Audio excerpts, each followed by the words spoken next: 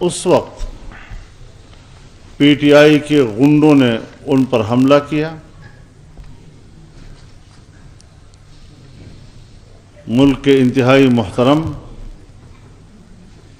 اور باوقار سیاسی قائدین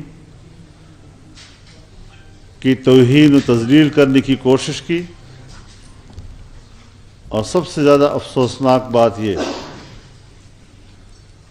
کہ محترمہ مریم اورنگزیب صاحبہ کے آنچل کو بھی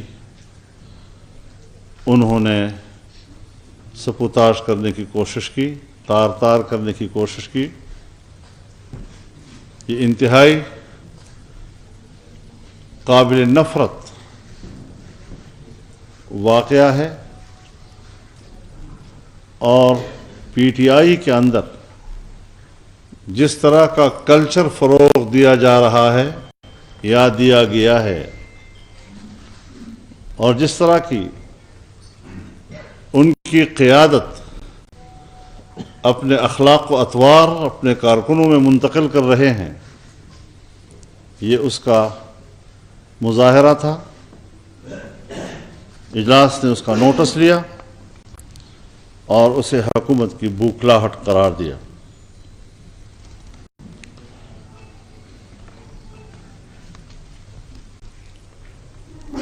جیسے کہ پی ڈی ایم اعلان کر چکا ہے کہ 26 مارچ کو لانگ مارچ کا آغاز ہوگا، اور ملک کے تمام علاقوں سے، کونے کونے سے قافلے روانہ ہوں گے۔ آج کے اجلاس میں 26 مارچ کو لانگ مارچ کے آغاز کا اعادہ کیا گیا، اور پورے قوم سے اپیل کی گئی کہ ملک سے اس غیر آئینی اور غیر جمہوری حکومت کے خاتمے کے لیے قوم کردار ادا کرے۔ 30 تاریخ تک یہ قافلے منظر مقصود پر پہنچنا شروع ہو جائیں گے، اور لانگ مارچ کے یہاں قیام اور اس کے یہاں پر قیام کی حکمت عملی، اس کے لیے 15 مارچ کو سربراہی اجلاس دوبارہ ہوگا، جس میں مزید تفصیلات واضح کی جائیں گی۔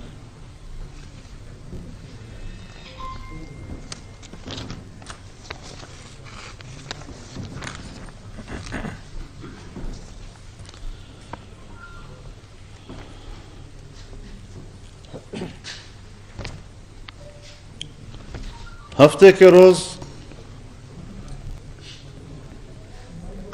قومی اسمبلی میں جس طرح سے ایک جعلی وزیر اعظم نے اعتماد کا ووٹ حاصل کرنے کی کوشش کی ہے، آئین کے آرٹیکل 91 کلاس 7 کے تحت یہ اجلاس صدر ہی بلا سکتا ہے، لیکن یہاں اس اجلاس کو بلانے کے لیے جعلی وزیر اعظم نے سمری بھیجی ہے، جبکہ آئین میں وزیر اعظم کے حوالے سے سمری کا کوئی تذکرہ نہیں ہے۔ براہ راست جب صدر مملکت اطمینان حاصل کر لے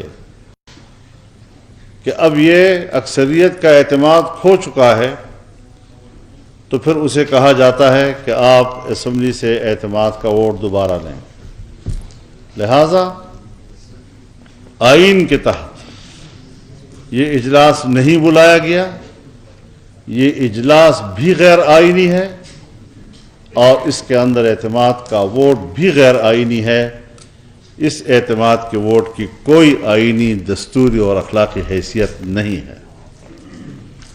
اور پھر اس کے اندر جو مزید کھیل کھیلے گئے ہیں وہ بھی قوم کے سامنے منظر عام پر آ رہے ہیں۔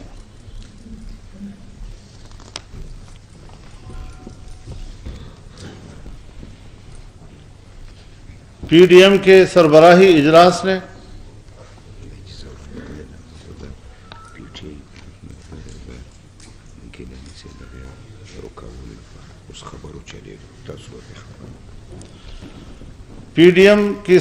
اجلاس نے سینٹ کے حالیہ انتخابات کا تفصیل سے جائزہ لیا ہے اور اس امر کے شواہد موجود ہیں کہ الیکشن کمیشن آف پاکستان کے کوڈ آف کنڈکٹ کی صریح خلاف ورزی کرتے ہوئے انٹیلیجنس کے اداروں نے ووٹرز پر دھمکیوں اور ترغیبات کے ذریعے اثر انداز ہونے کی غیر قانونی اور غیر آئینی کوشش کی ہے۔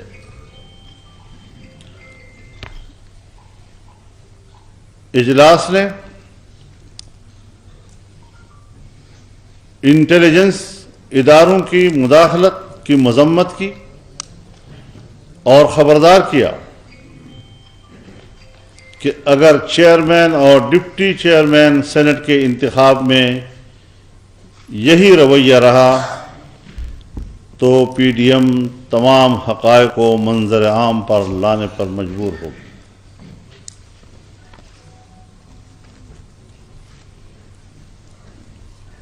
ایک طرف پی ٹی آئی تمام ناجائز حربے استعمال کر رہی ہے،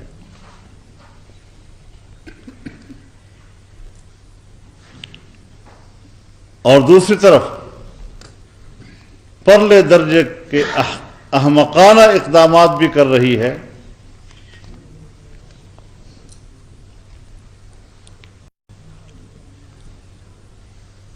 کہ آج انہوں نے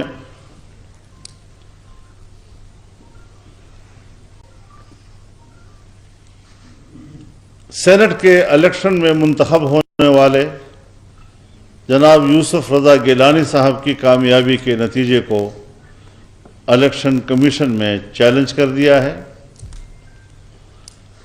اور روایات سے ہٹ کر ارلی ہیئرنگ کا بھی اس نے اعلان کر دیا ہے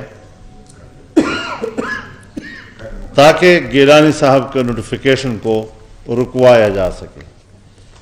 اگر انتخاب غلط تھا تو آپ کو اعتماد کا ووٹ لینے کے لیے اسمبلی بھیجنے کے تکلف کی کیا ضرورت تھی؟ آپ اسی وقت یہ دعویٰ دائر کر سکتے تھے کہ میں اس الیکشن کو تسلیم نہیں کرتا، آپ کے خلاف فیصلہ آیا اور آپ مجبور ہوئے کہ آپ صدر مملکت سے کہیں کہ میں اعتماد کا ووٹ لینا چاہتا ہوں، آپ اجلاس بلائیں۔ اس طرح کی بے سر و پا اقدامات کہ کسی صورت میں بھی قابل قبول نہیں کیے جا سکتے، لہذا ایسے اقدامات اور ایسے اوچھے ہتھ کنڈے جمہوریت کا راستہ نہیں روک سکیں گی۔ انشاءاللہ عوام اپنی پوری قوت کے ساتھ ایسے ناجائز اقتدار کا خاتمہ کرنے کے لیے متحرک رہے گی اور اپنی منزل ضرور پائے گی اور ووٹ کا اپنا حق واپس حاصل کر کے رہے گی انشاءاللہ العزیز۔ جی وہی نا میں نے کہا ارلی ہیئرنگ کی بات۔ اس کے بعد میں chairman Pakistan Peoples Party Bilawal Bhutto Zardari صاحب سے ریکویسٹ کروں گا کہ وہ پریس کانفرنس سوال نہیں، I think سوال کر لیں پھر. چیئرمین باری وقار باری صدیقی صاحب وقار صدیقی صاحب کو میں نے پلیز اس کو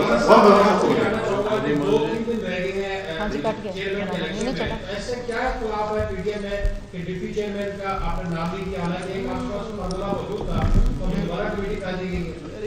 نہیں، یہ ایسا مسئلہ نہیں ہے، چونکہ یوسف رضا گیلانی صاحب کے لیے پہلے سے ذہن موجود تھا، اور اس سے پہلے جو دوسرا عہدہ ہے اس کے لیے کوئی پہلے مشاورت نہیں تھی، تو اس حوالے سے وہ بھی کوئی زیادہ دیر نہیں ہے، کل ہی اجلاس ہو رہا ہے اس کا، تاکہ ہم اتفاق کرائے سے سارے مسئلے طے کریں. حکومت وقت نے بھی اپنے ڈیپٹی چیئرمین کا امیدوار کا اب تک اعلان نہیں کیا، تو جہاں یہ کمیٹی پی ڈی ایم کا پاکستان ڈیموکریٹک موومنٹ کی طرف سے یہ فیصلہ کریں گے، حکومت کے لیے بھی 3 دن ہے، اگر ابھی تک انہوں نے اعلان نہیں کیا ہے.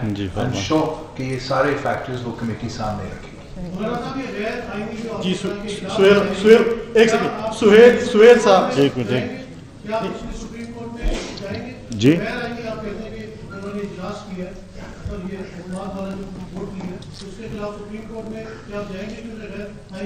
ہم اپنے آئینی ماہرین سے مشاورت کے بعد ہی اس پر کوئی قدم اٹھائیں گے. سہیل صاحب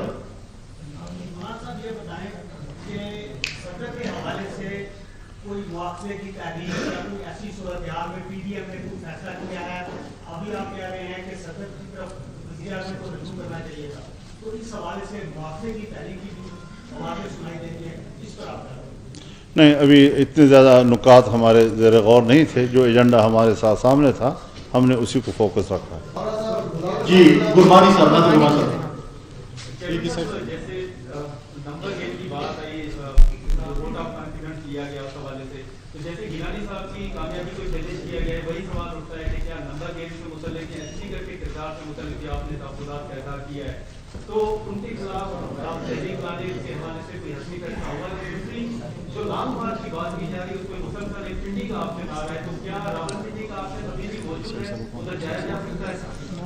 جہاں تک گیلانی صاحب کو چیلنج کرنا کا سلسلہ ہے، میں سمجھتا ہوں کہ الیکشن ہونے سے پہلے ایک بار پھر حکومت نے اپنے ہار مان چکا ہے. وہ جانتے ہیں کہ اس کے باوجود کہ انہوں نے نیشنل اسمبلی آف پاکستان میں یہ سینٹ الیکشن ہارا ہے، اس کے باوجود کہ اس کی وجہ سے انہوں نے ایک ڈرامہ کا نو کانفیڈنس ووٹ کا سلسلہ قوم کے سامنے پیش کیا ہے. ان سارے ہٹ کرنے کے باوجود ان کو پتہ ہے کہ پاکستان ڈیموکریٹک موومنٹ اگر سینٹ چیئرمین اور ڈیپٹی چیئرمین کے انتخابات فری اینڈ فیئر ہوتے ہیں تو کوئی طریقہ نہیں ہے کہ آپ پاکستان ڈیموکریٹک موومنٹ کو روک سکتے ہیں. یہی وجہ ہے کہ وہ اونچے ہتھکندے استعمال کر کے غیر جمہوری طریقہ کار کو اپنا کے ہمارا کینڈیڈیٹ کو روکنا چاہتے ہیں.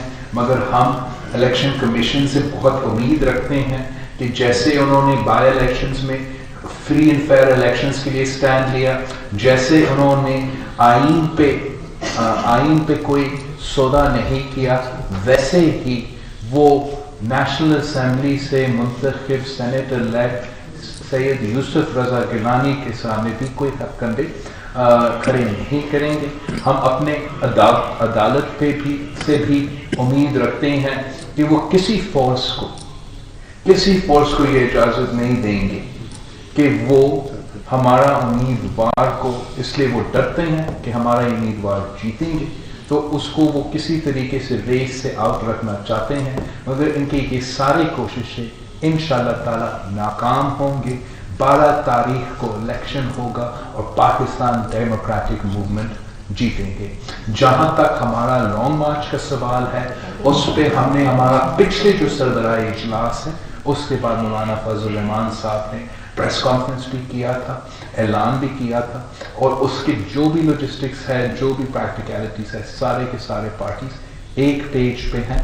میرے خیال میں فیض آباد کا نام لیا گیا ہے، تو فیض آباد دونوں پنڈی میں بھی ہے اور اسلام آباد میں بھی. جی عبد المالک صاحب جی آ رہے ہیں پنجاب میں تبدیلی کی باتیں بھی ہو رہی ہیں، شہباز کے ساتھ بھی ملے، सुना है कि मियां साहब मरियम साहबा नहीं चाहते मुस्लिम लीग के पंजाब में ना उस की हो, क्या करने जा रहे हैं? आज के इजलास में हमने कोई ऐसी बात नहीं हुआ, इसलिए कि मैं थे उन मीटिंग्स में, मैं आपके सामने क्लैरिफाई करना चाहता हूँ। इसलिए मीडिया में कुछ गलत खबरें आई हैं हमारे मुलाकात के मुताबिक। जहाँ तक पाकिस्तान मुस्लिम लीग क्यू का मुलाकात था, वो मैं काफ़ी देर से चौधरी शुजात साहब का सेहत पूछने के लिए पहुँचना चाह रहा था। डॉक्टर्स उनको इजाज़त नहीं दे रहे थे। कल मुझे वो मौका मिला। हमजा शहबाज शरीफ साहब के साथ जो मुलाकात था, हमारा कायदे हिज़्ब इख्तिलाफ पंजाब में हमजा शहबाज शरीफ साहब ही है। 2 साल बाद हमजा शहबाज शरीफ साहब जेल से बाहर आया है, तो हमारा मिलना बनता है, हमारा बात करना भी बनता है। हम सब इत्तेहादी हैं पाकिस्तान डेमोक्रेटिक मूवमेंट के बैनर के नीचे। लेकिन मैंने हर प्रेस कॉन्फ्रेंस में आप ही के सामने बार बार ये मौके दोहराया है, एम्फसाइज किया है कि अब फैसले पाकिस्तान डेमोक्रेटिक मूवमेंट लेंगे। क्या अदम एतमाद इस्तेमाल होना है, कहाँ होना है, कब होना है, ये सारे फैसले कंसेंसस के साथ पाकिस्तान डेमोक्रेटिक मूवमेंट ही कर सकते हैं। मैं उससे पहले ऐसे कोई ऐलान नहीं कर सकता। उस्मान साहब मेरा सवाल ये है कि ग्राउंड रियलिटी को बिलीव करना चाहिए, नंबर गेम 2 या 3 वोटों का फर्क होगा। अगर खुदा न खास्ता आप जो क्रिकेट में हार जाते हैं तो फिर आपका क्या रद्द होगा, क्योंकि जमीन की आवाज़ की जाती। हम जानते हैं इंशाअल्लाह ताला कि फ्री एंड फेयर इलेक्शंस हो तो हमारे उम्मीदवार जीत जाएंगे। अगर फ्री एंड फेयर इलेक्शंस हमारा मुतालबा है, पाकिस्तान डेमोक्रेटिक मूवमेंट का मुतालबा है, तो वो सिर्फ एक चेयरमैन का इलेक्शन में नहीं, सिर्फ एक सेनेट के इलेक्शन में नहीं, वो हर इलेक्शन में हमारा ये मुतालबा है। हमारा मुतालबा है कि हर इदारे अपने अपने काम करें और अपने डोमेन में रहे। अगर इसका कोई खिलाफ वर्जी होता है, चाहे वो सेनेट इलेक्शन में हो या किसी और इलेक्शन में हो, तो पाकिस्तान डेमोक्रेटिक मूवमेंट ने हमने कह चुके हैं कि हम ये सारे हक़ाइक़ अवाम के सामने लेकर आए। ज़रा मेरा ख्याल में सबको देंगे। मरियम साहब ज़रा बात कर लें, फिर उसके बाद और तो नहीं, मैं जो बिलावल साहब ने बात की उसमें मैं ये ऐड करना चाहती हूँ कि अगर आप ये जानते हैं कि सेनेट में चेयरमैन के इलेक्शन में आप माइनॉरिटी में हैं, हुकूमत और उसके इत्तेहादी माइनॉरिटी में हैं, उनके पास मतलूबा तादाद नहीं है, अपोजिशन के पास मतलूबा तादाद है। अपोजिशन जिसमें PDM की जमातें शामिल हैं वो मेजॉरिटी में है, तो आपने किस बेसिस पे अपना कैंडिडेट खड़ा किया है? वो कैंडिडेट अगर फ्री एंड फेयर इलेक्शन होता है जिसमें वो आपने अपना कैंडिडेट किस बेसिस पे खड़ा किया, वो तो कामयाब नहीं हो सकता। उसके कामयाब होने की सिर्फ 2-3 ही वजूहात हो सकती हैं। एक ये कि आप पैसे से ख़रीदो फरोख्त करें, दूसरा ये कि आप एजेंसीज़ को इस्तेमाल करके दबाव डाल के आप अरकान को सेनेट में अपोजिशन के अरकान को तोड़ने की, उनको अपनी जमात की पॉलिसी से या डिसिप्लिन से हट के वोट देने की आप उनके ऊपर ये दबाव डालें, उनको फ़ोन कॉल्स आएँ जो कि आना शुरू हो गई। तो इसी बेसिस पे आप सेनेट का इलेक्शन सिर्फ जीत सकते हैं क्योंकि आप माइनॉरिटी में हैं, आपके पास मतलूबा तादाद तो नहीं है। और दूसरी बात ये कि आप बहुत भाषण सुनते आए, हम जब से यूसुफ रज़ा गिलानी साहब का इलेक्शन था, क्योंकि उनको पता था कि वो हार रहे हैं, तो हमने घंटों ये भाषण सुने टीवी के ऊपर कि जी सेनेट में पैसा चलता है, सेनेट में ये चलता है, सेनेट में वो चलता है, ओपन हैंड्स होना चाहिए, सीक्रेट बैलेट नहीं होना चाहिए।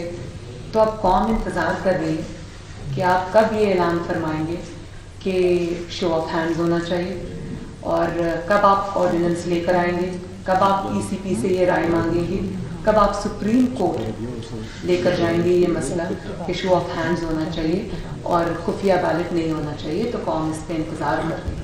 जी आपको देते ठीक आ रहे हैं। पंजाब में टेक्निकल बात है, कमीशन लाइक उस पर आपका क्या मौक़िफ़ है? आपके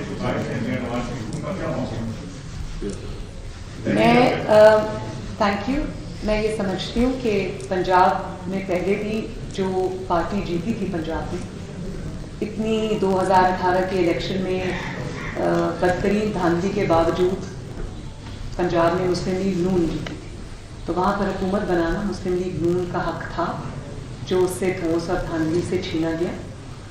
तो उसको सामने रखते हुए पंजाब में अभी भी PMLN की मेजॉरिटी है, और उसमें हम किसी ऐसे इंसान को रिप्लेस कर दें किसी दूसरे ऐसे इंसान के साथ जो मेजॉरिटी को रिप्रेजेंट नहीं करता, तो मेरा ख्याल है ये कोई अक्लमंदी का फैसला नहीं है।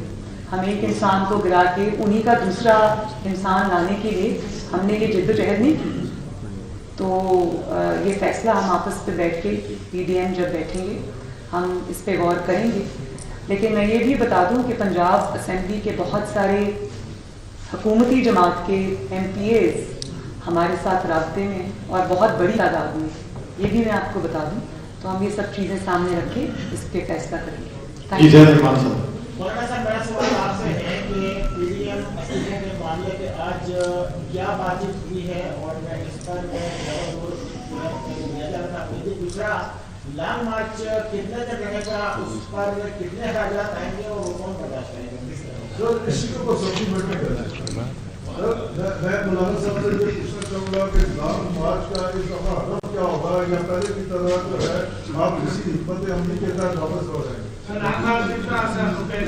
नहीं हो गया जी मौलाना साहब, एक देखिए, जहाँ तक लॉन्ग मार्च का ताल्लुक़ है, मैंने आपसे अर्ज़ किया है कि उसमें इस्तीफ़ों का ऑप्शन हर सूरत में मौजूद है, क्योंकि हम बेनतीजा जो है वो लॉन्ग मार्च नहीं करना चाहते, ना आवाम को इस तरह की कोई ऐसी मशक्क़त की तरफ ले जाना चाहते हैं।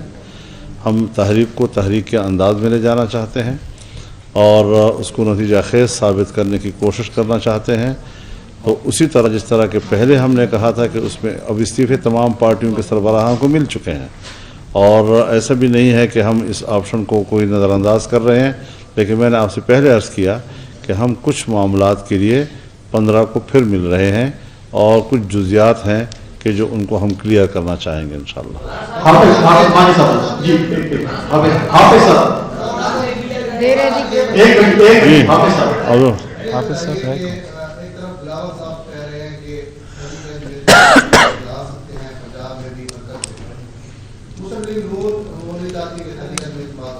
आप ये बताएं कि आप तख्त चाहते हैं या तख्ता चाहते हैं? तख्ता किस तरह होता है और तख्त कैसे होता है, ज़रा बता तो दें।